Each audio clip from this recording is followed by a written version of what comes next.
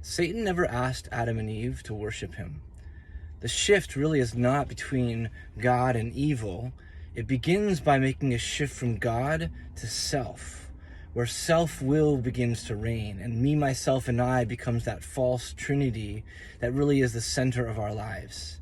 And that really is the kingdom of Satan.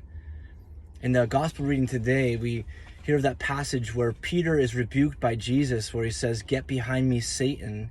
You think not as God thinks, but as human beings think." And then he gathers the people together and says, "Unless you deny yourself, pick up your cross and follow me, you can't be my disciple." And we see what Jesus is doing is he's really challenging this way of reasoning where self is at the center. Paul often talks about how our self is hidden with Christ in God. In our culture today, everyone's really trying to project and show everyone who they are. But really, for us to understand who we are, we have to look at Christ. He is the mirror that really reveals man to himself.